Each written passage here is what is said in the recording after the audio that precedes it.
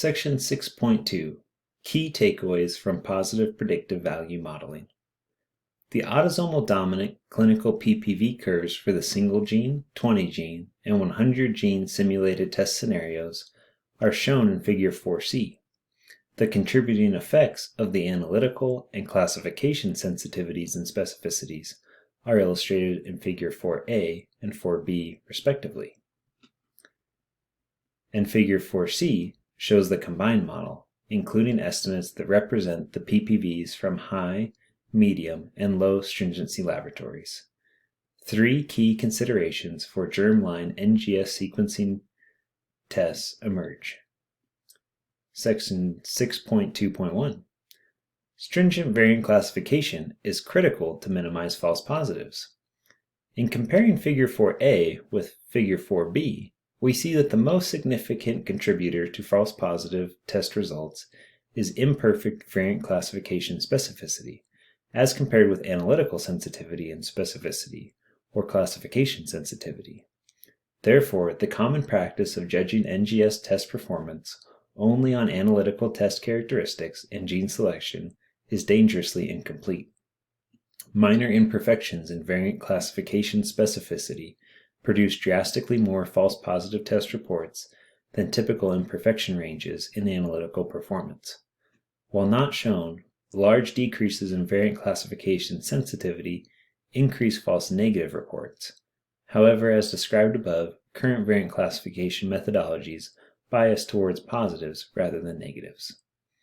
While this key point was made by modeling germline panels, a similar point about PPV and variant classification specificity can be made in the somatic context.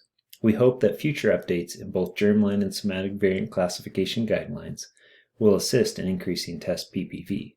Section 7 addresses specific items that are currently lowering the specificity of variant classification in many laboratories.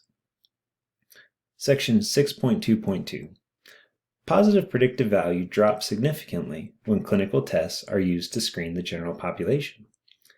Comparison of all panels in Figure 4 demonstrates that PPV decreases rapidly when genetic tests are moved from a clinical application to a general population application, with variant classification false positives being the primary contributor.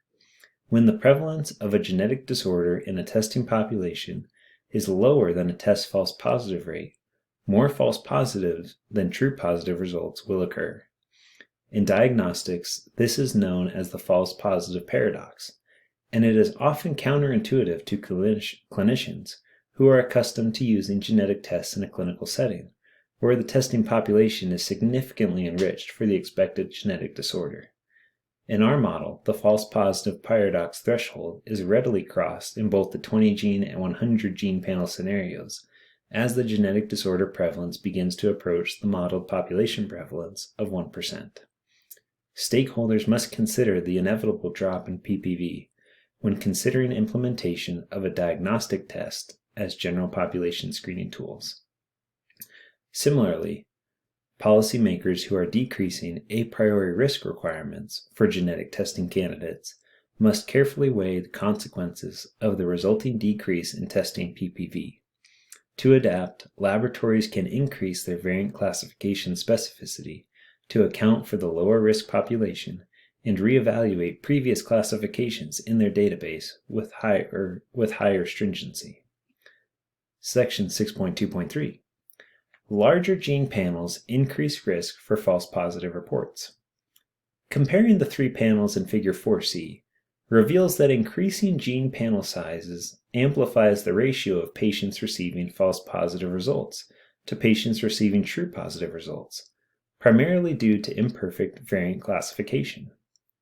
Akin to Russian roulette being repeatedly played, the risk of a false positive result grows with each gene added to a test panel.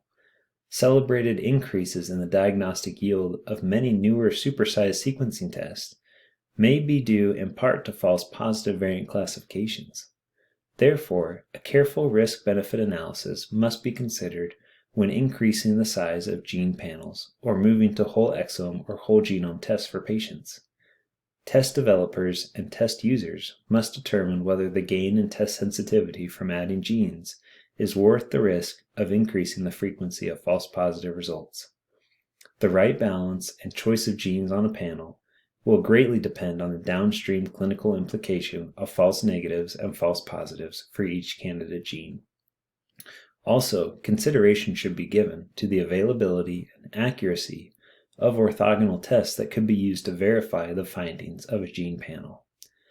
Table 1 models a clinical setting where patient phenotypes and/or personal and family history enrich the testing population to an a priori 10% genetic disorder prevalence.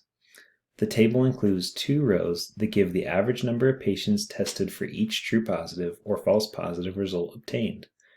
For example, clinicians deploying a single gene test from the most stringent laboratory will see 34 patients for each true positive test result, but if they switch to the 100 gene panel from the same laboratory, they will then see 10 patients for each true positive test result. This increasing diagnostic yield seems ideal. However, when switching from using the single gene test to the 100 gene panel, the clinicians go from returning false positive test results to a patient very infrequently, or 1 in 5,285 tested patients, to returning false positive results somewhat regularly, or 1 in 54 tested patients. Unfortunately, to most clinicians, the true positives are indistinguishable from the false positives. Trade-offs must be carefully considered when choosing between smaller and larger gene panels, even when using highly stringent laboratories.